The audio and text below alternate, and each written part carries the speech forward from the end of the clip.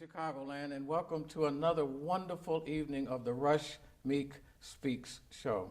I am Dr. Hamilton, and I am honored to be your host for this evening, and I'm joined by a guest, Ieisha Walker, who I'll introduce later. First of all, before I get started into our show, which is about senior care in the area, the title that we've given to this is the best way to select senior services for your community. So before I do that, however, I want to talk and give some credit to Dr. Meeks. It is an honor to be able to provide comments and insights into the ongoing concerns about this community and your community. For the last 20 years, this show, Rush Meek Speaks show, originated by Dr. Russell Meeks, has been instrumental in giving the community a much-needed voice, a social-political voice. Rush Meek was an educator, a community activist, a poet, and a writer. He devoted his life to empowerment and a betterment of people. And as a community, we face many, many challenges still, but his legacy lives on. And as a matter of fact, his legacy, in my opinion, is going to be illustrated in today's guest. Let me give you some background a little bit about senior issues. Here's a quote from Rosalind Carter, ex-President Carter's wife. She says that there are only four kinds of people.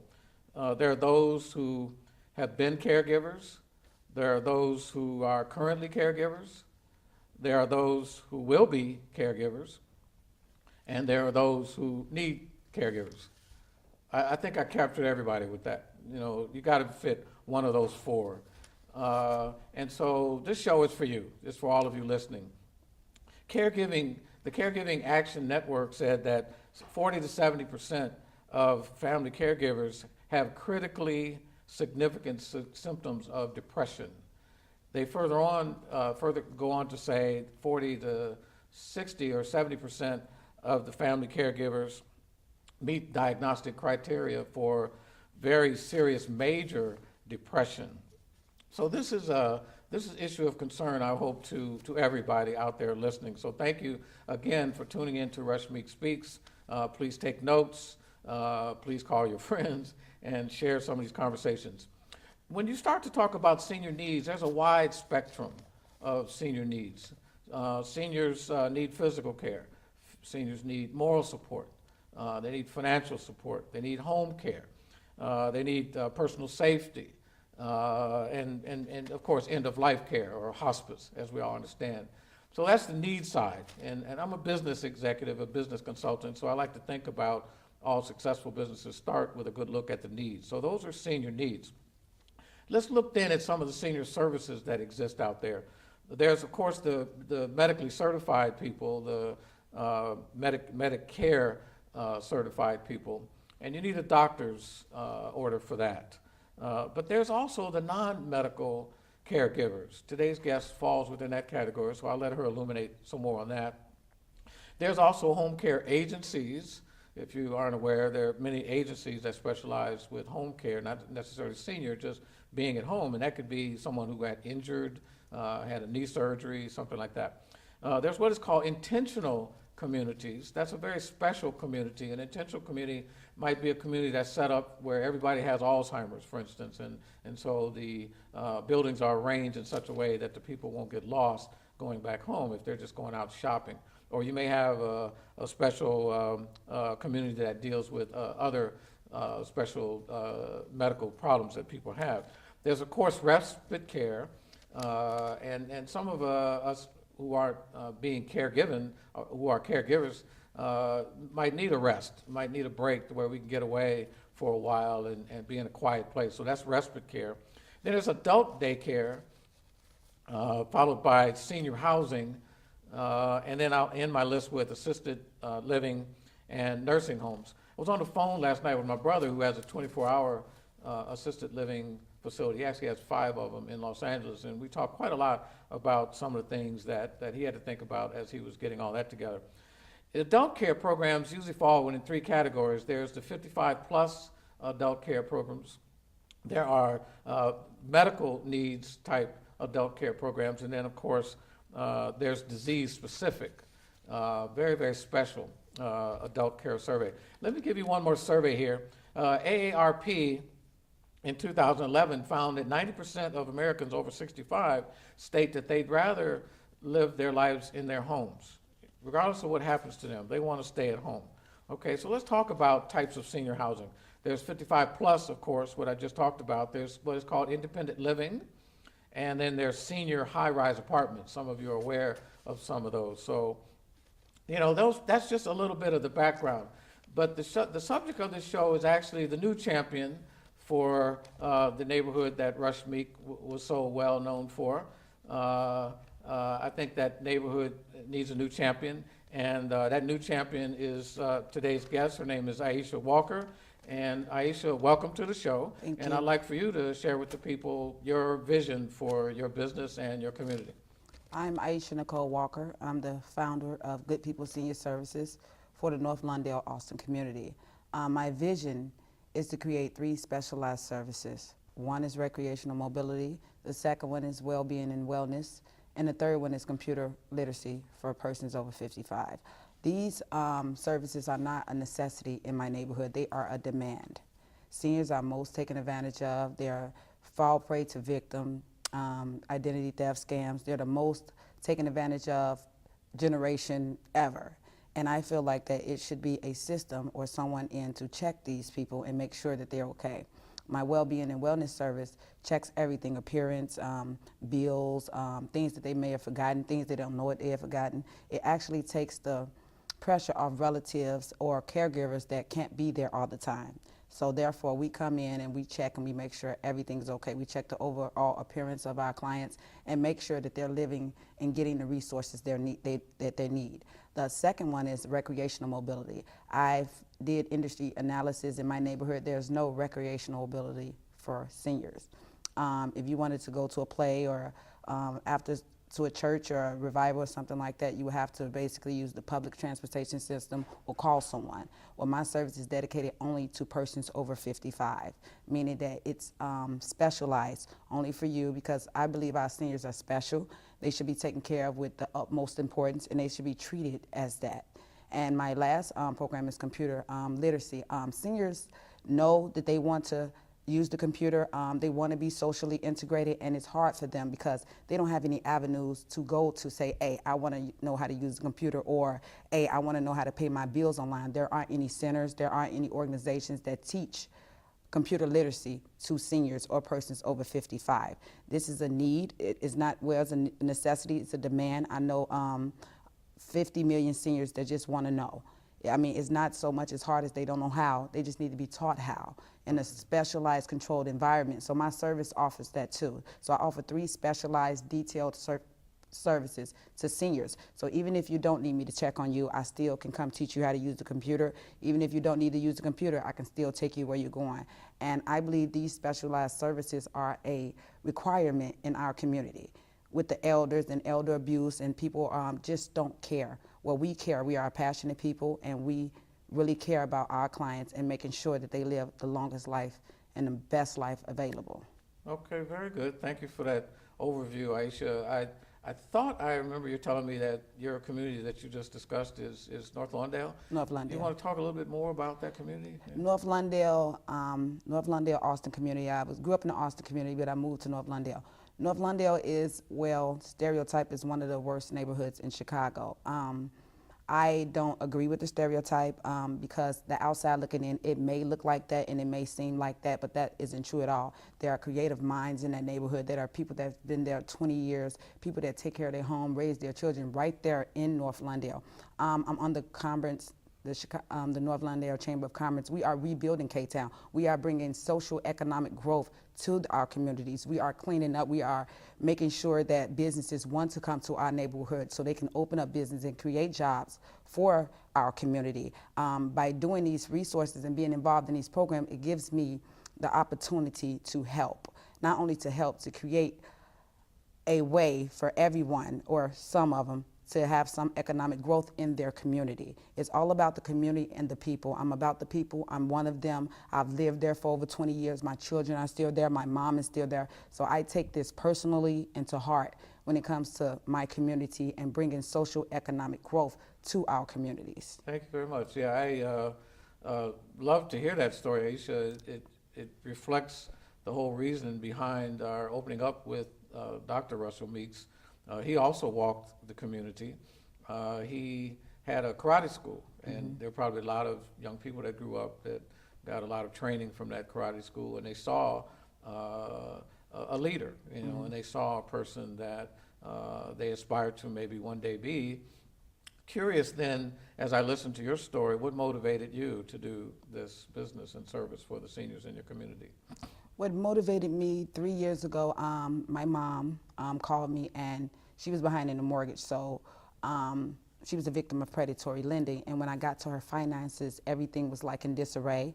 And she's 67, and she just didn't know how. It just got away from her. And when I went into her finances and I started to revise everything and review everything, it dawned on me that not only did she was a victim of predatory lending, she didn't know how to do the faxes and the emails and the PDF, the things that they were requiring to keep her finances around. She just didn't know. So I figured if it's one, it's 100.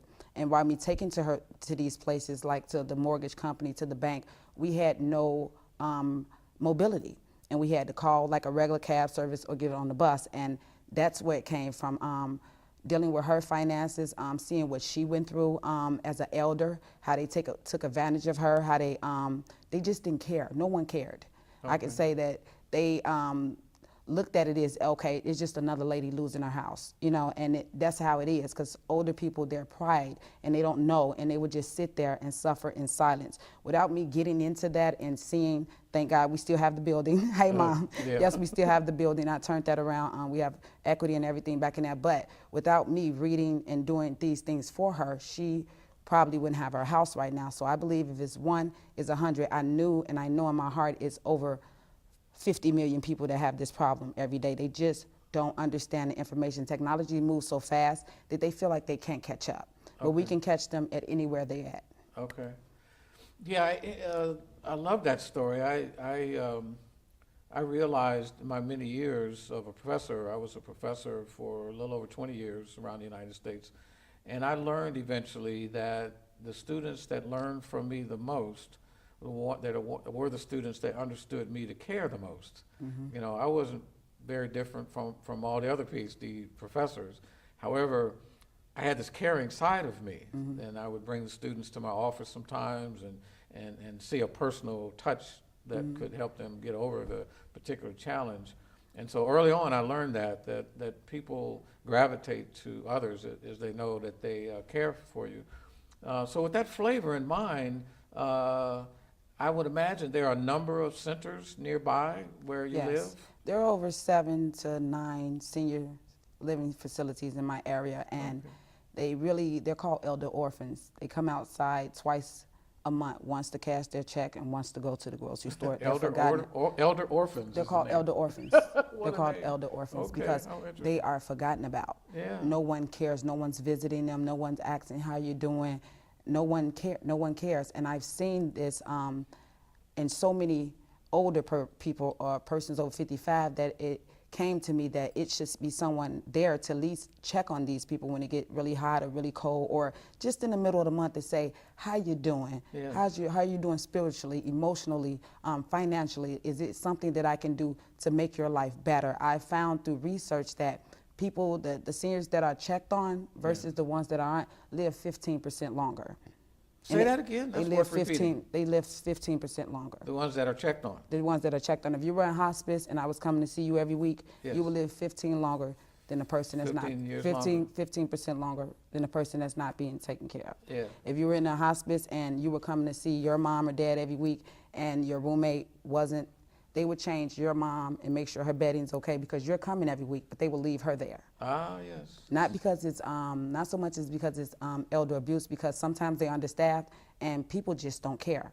Yeah. I want to change that. Someone do care. Someone does care. Someone does think about this. Someone does care about people that's just coming outside twice a month because they feel like they don't have any social integration and no one's there for them. Yeah. So I do care. It's people that out there that do care, and that's why I built this company around integrity and passion for people. Okay. Elder, we are judged by the way we treat our children A society is judged by the way they treat their children and their elderly. Absolutely. You know, and listening audience, I hope you heard a lot of the very important points that Ms. Walker brought up here.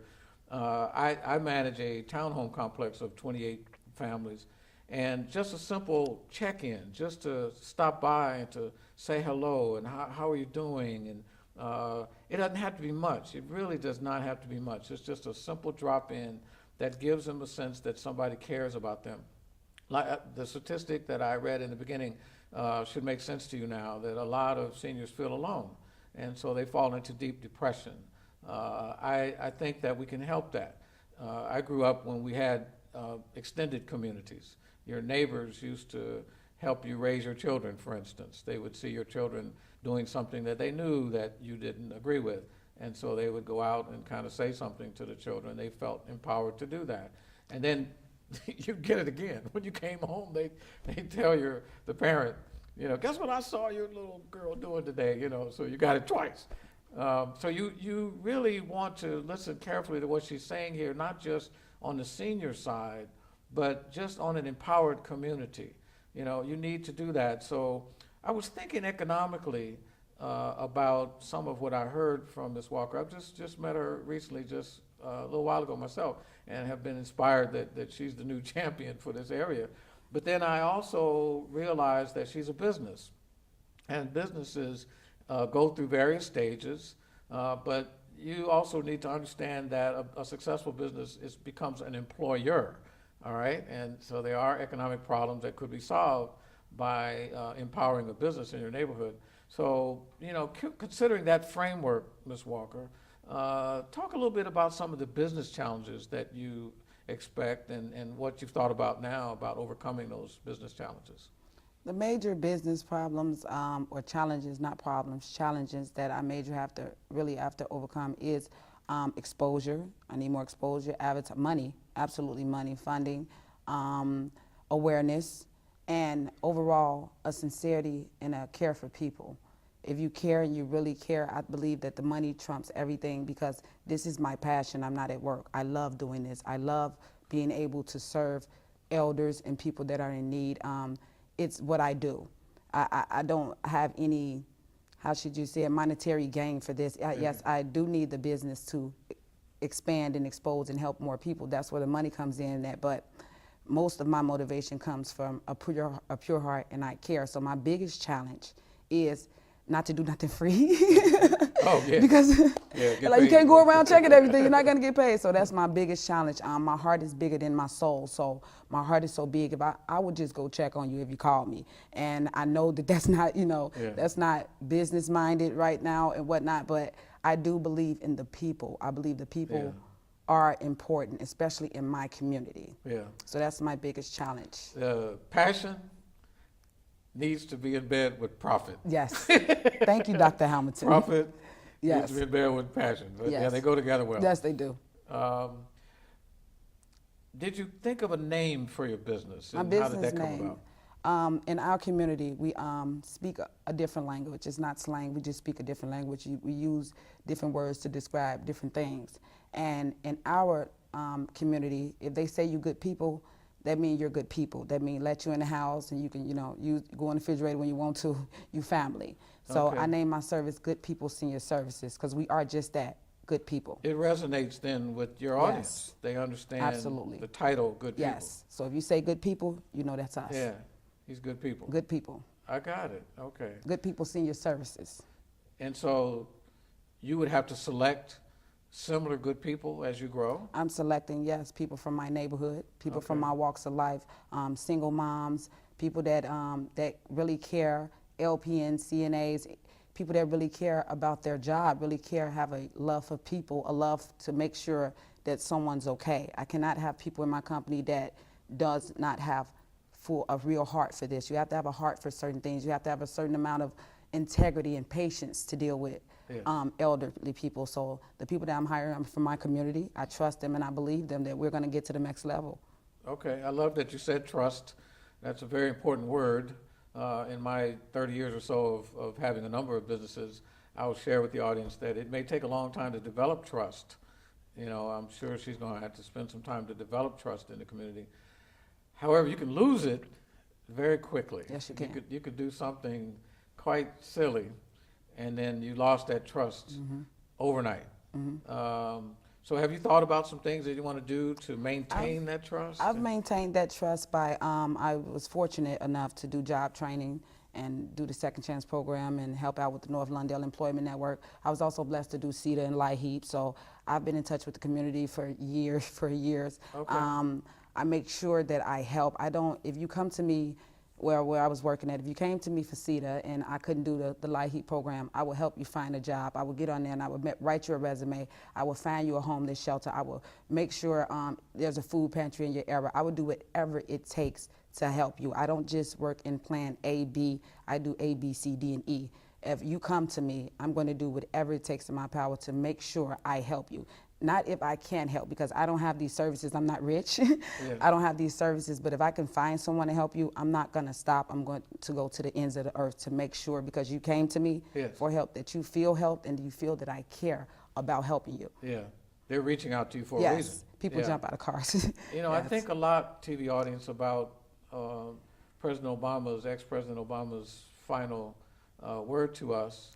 And one of the things that resonated with me a lot at the end of that interview was a clipboard. He said, pick up a clipboard. Some people were asking him, what do you suggest that we do?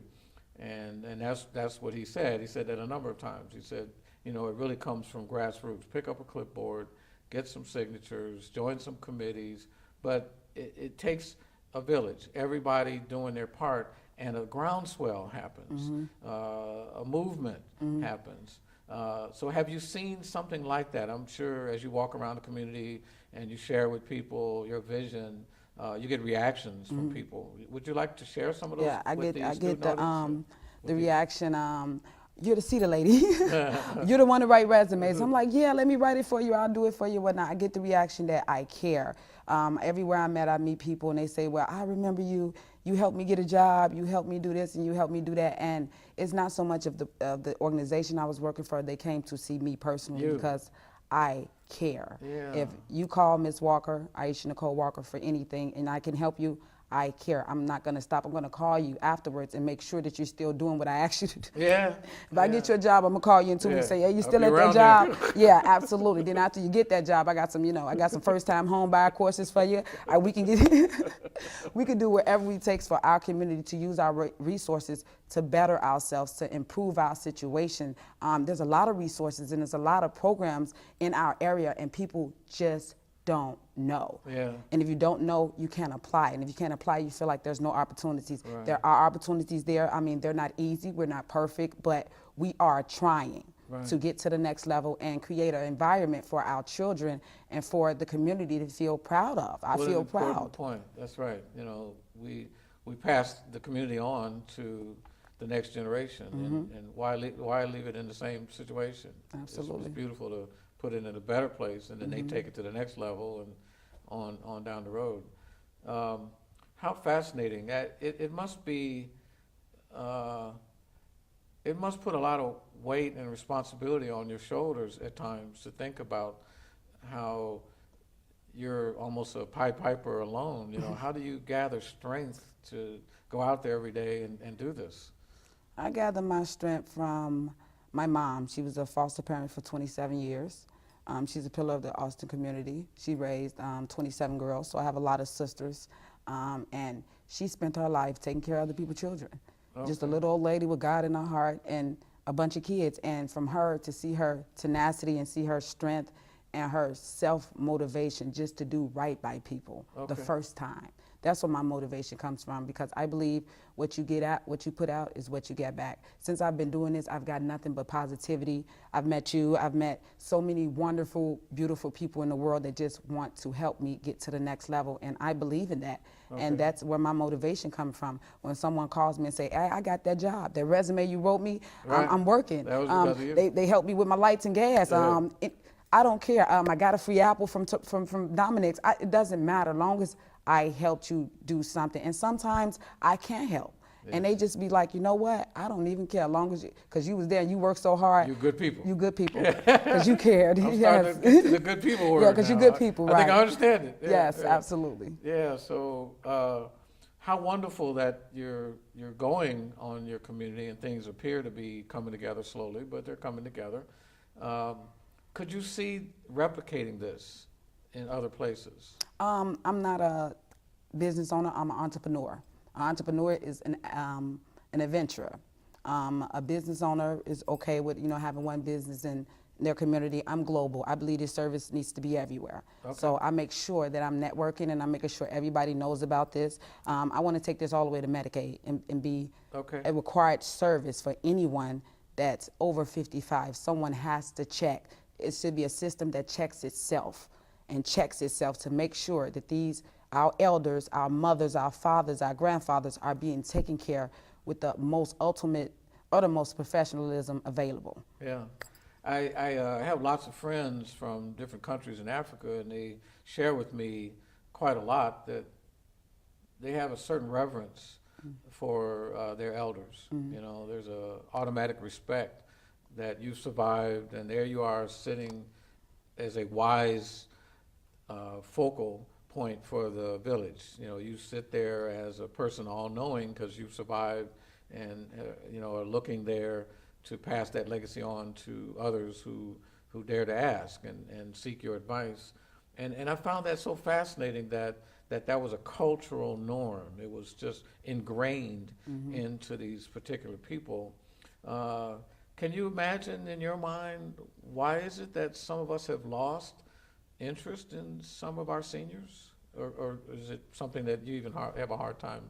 I don't think we've lost interest in our seniors. Everyone loves their mom, everyone loves their grandfather and whatnot. It's just that sometimes people get busy and it falls off. Like they don't say anything because they don't want to feel like a burden. So grandmama not going to call you and say, hey, I might need this, or hey, I need that, because she doesn't want to feel like a burden. So most of them are suffering, but they suffer in silence.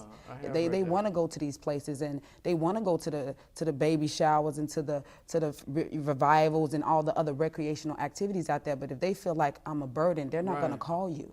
I'm not going to bother them with that. I hope you seniors out there are listening to this too, because you need to understand that. I did read that last week, that some of the seniors feel that they're putting their children out or they're putting their neighbors out, but you need to seek help. Don't be an island. Part of the statistic you shared with us earlier about living longer has to do with companionship. You will fall into depression. I'm a single man. I live alone, and so I feel that as well too. I have to figure out ways to get out of the house and join volunteer groups or go to different events. It matters not that I don't know everybody. It's just to be around other people.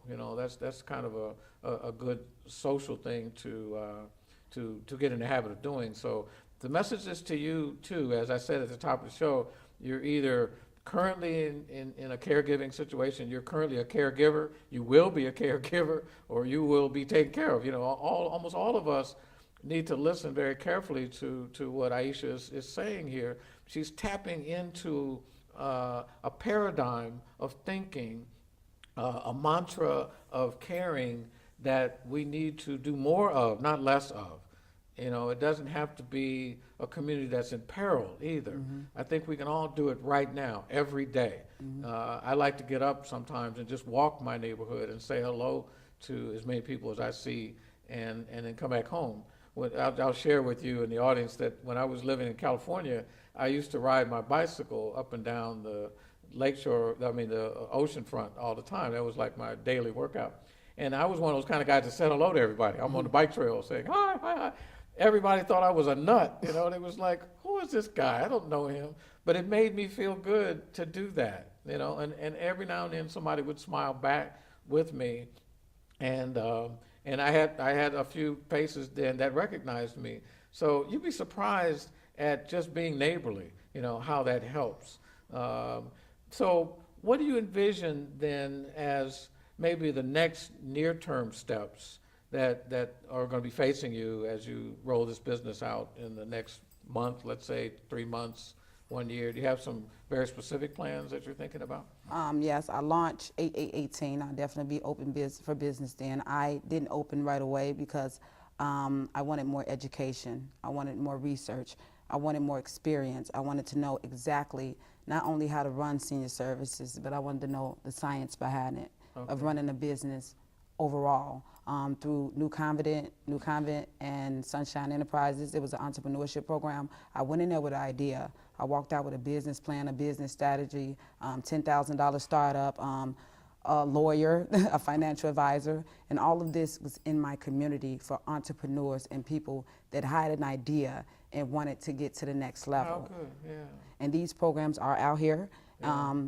They just got another $2 million grant, so I think they have an increase of like 100% of new talent and new entrepreneurs and business owners that want to get to the next level. So within a year, next year I will be open, but I want to make sure that everything is right. My clients, my money, the venue, everything, the website, everything has to be right so I can make sure I provide the best services possible. Okay. I don't want to cut any corners. I want to make sure everybody, all my clients feel like better than Beyonce or Elizabeth Taylor. Okay. So when you're in my presence and I have your mom and your dad, you know that ain't nothing gonna happen to her. Well taken care of. 'Cause I'm Absolutely, good because I'm good people. Can't forget that. Yeah, I differ from Ieisha a little bit. She and I have had this conversation. I'm the kind of person that believes that you need to at some point open the store and then just kind of evolve into all the other services that you need. But she'll learn as she opens her business when it's a good time, when it's a bad time, and will make whatever adjustments necessary. But I hope you heard some of the other things that she said. She said she got a lawyer. You need accounting background. You need to work through the numbers. Don't just think through them or back of the envelope calculations, as I've heard different entrepreneurs say. I'm a serial entrepreneur. I've had a number of businesses. There's nothing short of continuing your planning. I used to open up spreadsheets and replan my business once a week, each week saying I'm going to open up next week, and then I would look at the numbers again and say, well, maybe one more week. So eventually I did open. The demand was just so high, I had to start. But then I started to correct the numbers and realize things that I could do, things that I couldn't do. So one lesson I'll give you out there in the studio audience in Chicagoland is that you start to realize as you plan your business what you can and what you cannot do. And so if you use a demand-driven motivation to put the shingle out when it appears as if the need is at its strongest point, it's amazing how the universe will align the resources around you, just like her finding me. She just happened to be walking to the University of Illinois at a small business conference, and I'm on the board of directors of the University of Illinois Engineering Alumni Association. So I just dropped in. I just happened to go to see who was there and to take a stroll through the hall. And when I saw her, the relationship started. So the other thing about it then that I'm thinking as I'm sitting here talking with you is I'm sure other people have helped you. Do you seek out mentors and advisors, and what advice could you give to the viewing audience about those same kind of things? New Confident and Sunshine, they were the two best programs to help me. I was also a part of Impact 100. It's a group of 1,000 women. They give $100 every year to entrepreneurs who wants to, in low-income communities that want to start a business. So I've been in a number of organizations and networks, and I need those networks because they support me and help me get to the next level. So I definitely wouldn't just open Good People Senior Services by myself, because I've been to Community Business Academy and I know that I need networking. I need these people backing me. I need you backing me. I need people to know exactly what I'm doing. Like they taught us in business class, you can have the best sandwich in the world. If no one knows you're there, you'll be eating it by yourself. Yeah. So awareness. Yeah. My motivation and my advice to anybody else is hustling hard. It's hustling hard. You have drive, you have passion for it. Go for it. Go as far as you can with it. Do not stop. Do not look back. Do not question it. Do not doubt. Go for it. No means next opportunity. Yeah, that's right. No is another opportunity to sell your elevator speech. Yes. I never take no as a shutdown. Mm-hmm. And having so many businesses, it's empowering. Mm-hmm. I wasn't inclined to be the kind of person that was an employee. When I grew up, my family had businesses, so we worked different businesses. And then when I started mine, I realized I was an employee for a while at a few companies, but I realized that I was more motivated when I had my own thing. I was up early, stayed up late, worked weekends. It was one of those things that you didn't have to tell me to do because I knew, and you didn't have to monitor and come behind me either. Okay. Because I knew that if I didn't do this, I wouldn't be eating next week. I have a plaque on my kitchen that says, those that are not working on their business plan may not have dinner tomorrow. Because you need to think about the entrepreneur side of yourself as an empowering tool to get you what you want. Otherwise, you're just hoping that things happen. But entrepreneurs have a different way of thinking. They sit down and they develop their own success story instead of waiting for that famous lottery ticket or something like that. Yeah, so it helps to talk to others like you. I'm hoping that various people who are listening to this show and you recognize the name Ieisha Walker, you're going to see it some more. You're going to hear about Good People Senior Services some more. I would hope that when you are lucky to meet her, that you connect with her and say, wow, I saw you on Rush Meeks. You're the new Rush Meeks for the community. And make a friend, make a friend. As we were coming to the studio, there were some people that recognized me, and so we'll probably develop our friendship. We're a small group of people ultimately. When you're spending a lot of time in similar circles, you start to see some similar people. Sometimes that could be good and bad. I think we don't need to go through the details of that. That could be good and bad. So another aspect of that is to surround yourself with successful people. Be around the kind of imagery, the kind of language, the kind of appearance, the kind of conversation that reeks success. Successful people are noticed. As you're going around, you can sort of tell the way she wears those pumps, the way she wears that dress, the way she has her hair, the way her nails are done impeccably. She's got to be about something. I don't know what it is, but I'm looking at her, and she's put together right. So I did that a lot. When I was growing up, I admired certain people in the neighborhood, and that was my next friend. I would try to introduce myself to that particular person and told them that I was an entrepreneur, that I was trying to start a business. And wow, I hope that you're hearing this in the studio audience. You'd be surprised at the entrepreneurs that'll help you. Yeah, you're not surprised because you're hearing it. Yeah, no, they will. They will. They will help They you. will. They absolutely It doesn't will. make sense to us to be out here if there's no other players in the game but you. It's a weird game. Yes. We almost like other competition because it makes you work harder. Yes. And that's what I learned when I joined the chamber. You talked earlier about the Chamber of Commerce, and I learned that in other networking groups that I belong to, that entrepreneurs like to be around other entrepreneurs. And there's a bit of reaching back sometimes, especially if you're successful. Like that's what I'm doing for her. I'm a very successful businessman, and I was sitting around just thinking, about a year ago that one day I'm going to be gone, and how could I pass this on? And I've been talking to my son. He's picking it up here and there, but not a whole lot. And I don't limit myself to him because of that. There are people who will hear what I'm saying, and so that would usually be an entrepreneur, Yes, absolutely. Their ears are perked Yes, up to absolutely. certain things. And she and I have become friends because of that. She speaks the language of entrepreneurism. I like to call it ultrapreneurism, because Absolutely. you're operating at a rate. I read that term some years ago, qualifying it as the mindset of an entrepreneur is write your business plan as if you were going to sell it tomorrow. Right? You keep looking at your business as if tomorrow somebody comes and says, I've heard about, Good People Services. I want to buy it. Okay. And so you can see how that motivates It's you. for sale. She's saying it's for sale. It's for sale. But you can see how that motivates you. That's a very hard bar to set for yourself to have your business in a situation that is valuable to persons that may want to buy it.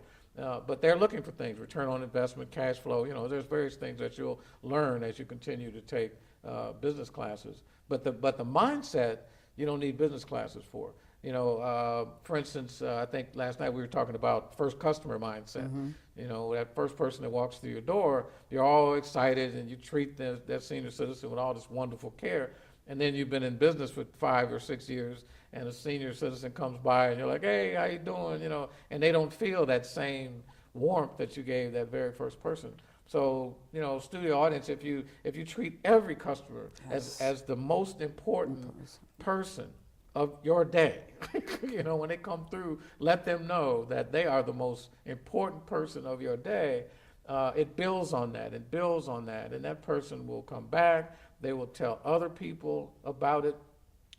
I'm sure all of you experienced having a bad experience, talking of senior care. There's lots of commercials out there and lawyers that specialize in abuse of seniors.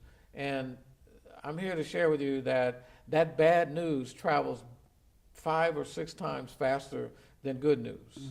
If you're treated bad somewhere, it doesn't have to be a senior center, anywhere, then you tell total strangers, don't eat at that restaurant. That's the worst food I've had all day long, and this total stranger is listening to you. But then they kind of say, maybe I shouldn't go in that restaurant. But good news doesn't travel as fast. So if you hear about wonderful things that Ieisha Walker is doing, would you please tell people? Don't just sit there and say, wow, that's nice. That's nice what she's doing. Tell people. Get the word out. Word of mouth is a very effective marketing tool. Think for yourself the endorsements that you get from a friend. You may read that something is good. You may see a picture in a magazine and assume that this meal tastes well. But when someone that you trust, a very close friend or relative, tells you that this is great, it resonates more with you, don't you think? Absolutely. It People has never a solid remember effect. what you say. They always remember how you made them feel. Yeah, they do. They do. And a friend who is truly your friend will trust your endorsement over anybody else's. They'll say, well, Ieisha told me this place, so I'm going to go check it out. And of course, you don't want them to come back and say, well, you led me astray, girlfriend. You don't want that either, because you want to be good people. Right, I'm good people. You want to stay good Absolutely, great people. Yes, absolutely. So well, that's a definite. I've been consulting for quite a number of years.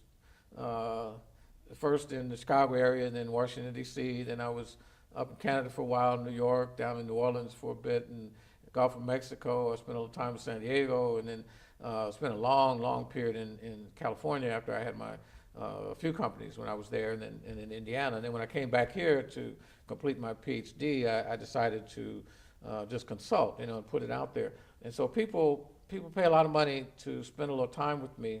But here we are, friends. You got this opportunity to be on television with me. What are some things that are just sitting on the tip of your tongue that you can ask me? It's like Dr. Hamilton. Dr. Hamilton, thanks for the opportunity. I know you charge $1 million an hour. I'm grateful. I'm humbled. I'm elated. I'm blessed. I never thought that my little idea would have made it this far. I've run into the most incredible, fascinating people I've ever met, and they all want to help me get to the next level. They all are about growth and self-improvement. So that's what it is. I always give back. I never ever look back or look down. I'm always reaching down to pull people up. Even if you don't want me to pull your people up, I'm still gonna yank you anyway. So still, I think that that's the most inspiring thing ever, is that you do want to help. This is my passion. This is what I love to do, and I will not stop. I don't stop, and I refuse to quit. Okay, all right. Well, that's inspiring of me. Yeah, many of us give up when you get roadblocks, but you said it earlier. A roadblock is just another challenge. It's another opportunity to grow. That's the way I look at it. I mean, every setback, every bump in the road that I've had, I sit down and ask myself, wow, what was I supposed to learn? God, what did you present to me? Why did you present that to me? And I take it as a learning situation. So hopefully you keep that in mind as you continue this journey, because it's not going to be easy. There will be setbacks. There will be contingencies. You'll be strapped for money. You'll be suffering for people. hard to hire the people that you need. Believe me, the list is long. That just sounds like being black to me. Yeah. Okay, I mean, we deal with that all the time All in the the time, yeah. community. What are you talking about? What are you talking Right. about? That's normal every for day. us. That's every day. You're all right. Setbacks and disappointments, that's every day for us. Hey. That's a good point, because I have felt that a long time too, that African American businesses I talk to, when you hear some of the things that they deal with every day and they look at it lightly, like, what else is new? It's just a day in the life, of being of color. And so, once again, to the audience, I would hope that this conversation with Ieisha Walker has inspired you to also realize that we need to help each other. It's hard. Business is not trivial. It takes a lot of work. It never goes away. It's a 24-hour job. Yes, it You is. have multiple bosses. Yes. I used to think, I'm going to start my own business because I'm sick of this boss.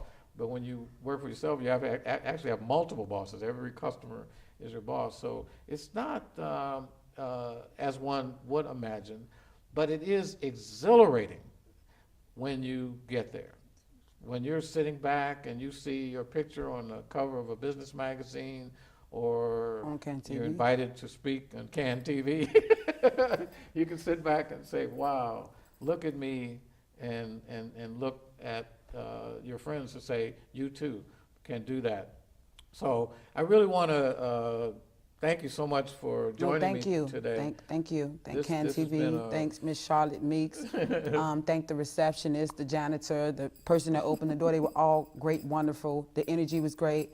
Thank you so much for this Great day. opportunity. I always like to leave something in the show. So there is an office in Lisa Madigan's Attorney General's office. There is a number for senior care abuse. Please, if you know of someone that is not being treated correctly, bring in help. Call Lisa Madigan's office, and she'll, believe me, I've done this before. She'll get right on it. She will put a team of people to get back with you and do that. Please continue to listen to the Russ Meek Show. It's a show that we all look forward to. I look forward to it. If it's not my show that you're looking for, look for other shows, because it has a message.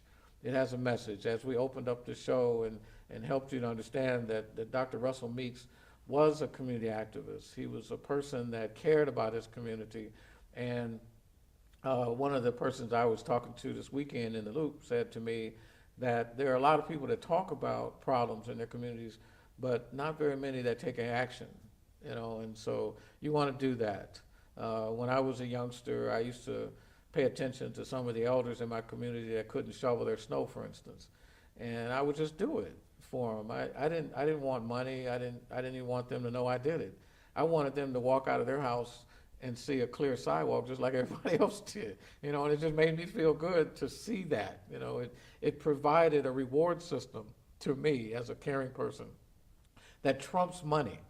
That trumps position and title and all like that, right? So I'm hoping this show gets that message across to you that we're all champions. We're all champions. You've enjoyed conversations with a young champion today, but we're all champions. And so pick up a clipboard, meet your neighbors, go out and have a friendly conversation with a senior, with someone who's in hospice, someone whose family has just put them in a senior facility and they very seldom come to visit them. Just go visit. You'd be surprised at how they own you. I used to drop in to a few of them, and the people assumed I was a relative. I was there so frequently. And they make you feel so good about just caring for them. And then it makes you feel good. You go back home and you say, wow, that seemed like a simple thing, but it wasn't. Just a simple crossword puzzle, or to share the news with them for today. So, wow, I really, really hate to say goodbye for another show, but we'll be back. We'll be back. I love having conversations with Chicagoland about things that I can at least offer from the people that I meet in the community. And this show is just one of many to come. Stay tuned. We will see you down the road.